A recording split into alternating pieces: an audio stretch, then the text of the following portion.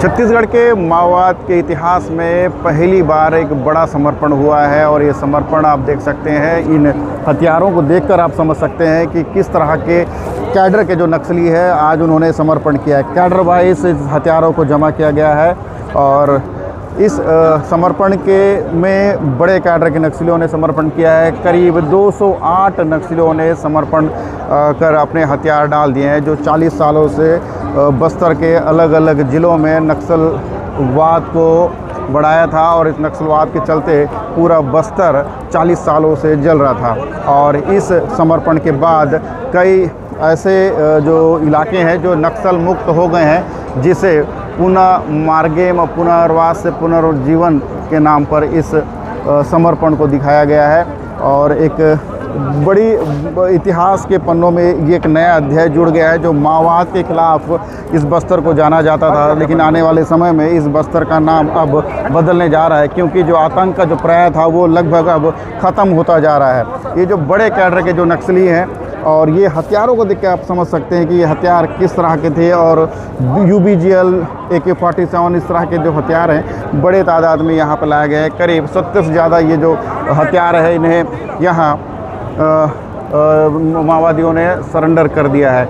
और ये जो सरेंडर हुआ है हाल ही में गढ़चिरौली में वेणुगोपाल के समर्पण के बाद ये दूसरा बड़ा समर्पण है, जिसमें अब तक का सबसे बड़ा समर्पण बताया जा रहा है। और आने वाले दिनों में और भी समर्पण देखने को मिलेंगे। और ये जो कार्बाइन आप जो देख रहे हैं, ये मशीन गन के नाम से भी जाना जाता है, जो माओवादी इसका इस्तेमाल कर रहे थे।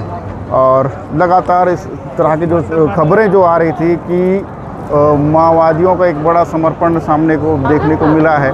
और ये जो समर्पण है, आने वाला जो बस्तर है, उस बस्तर के जो तस्वीर है वो बदलती नज़र आएगी। निश्चित रूप से विकास के नए आयाम यहाँ देखने को मिलेंगे। लेकिन जो बस्तर 40 सालों से लाल आतंक के नाम से जाना जाता था, आज कहीं ना कहीं प्रशासन और पुलिस सुरक्षा बलों के प्रयास से एक बड़ा समर्पण यहाँ देखने को मिला है।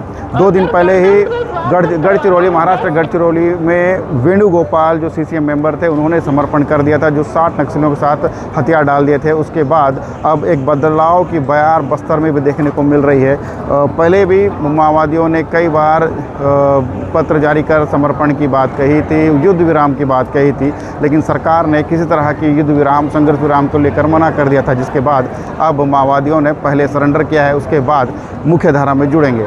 और इनके लिए कई तरह की जो योजनाएं हैं वो चलाई जाएंगी। जिस तरह से पहले भी बताया गया था कि जो छत्तीसगढ़ की जो पुनर्वास जो नीति है, जो 2025 को जो जारी किया गया था, उस पुनर्वास नीति का लाभ इन्हें दिया जाएगा, क्योंकि ये जो सरेंडर है कहीं ना कहीं माओवादी संगठन को ख़त्म करता हुआ दिख रहा है। क्योंकि माड़ का जो इलाका है, अबूझमाड़ और जो कांकेर का जो इलाका है वो लगभग अब ख़त्म हो चुका है। बस्तर का कुछ इलाका है, बीजापुर और सुकमा का जो सरहदी इलाका है, उन इलाकों में माओवादियों का एक गुट अभी भी सक्रिय है। हालांकि आने वाले दिनों में उन्हें भी मुख्यधारा से जोड़ने का प्रयास किया जाएगा, क्योंकि अब संगठन पूरी तरह से टूटता हुआ नज़र आ रहा है। क्योंकि जो बड़े कैडर के जो नक्सली है, वेणुगोपाल, रुपेश जैसे और अनीता जैसे नक्सलियों ने अब समर्पण कर दिया है। हालांकि माओवादियों के बीच में 2 फाड़ जरूर हो गया था और उस फाड़ को लेकर लगातार चर्चाएँ की जा रही थी कि आने वाले दिनों में एक समर्पण होगा। और ये जो समर्पण है कहीं ना कहीं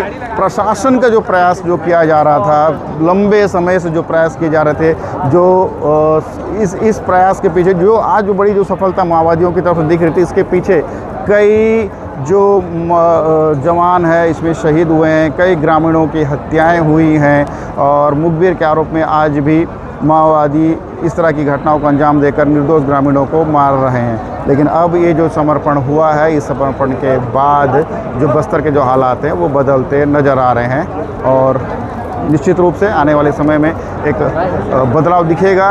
और जो माओवादी अभी भी जंगल में है, उन्हें भी अपील की जा रही है, इस मंच से अपील की गई है कि वो भी समर्पण कर मुख्य धारा में जुड़ जाएं। सलीम शेख, जगदलपुर।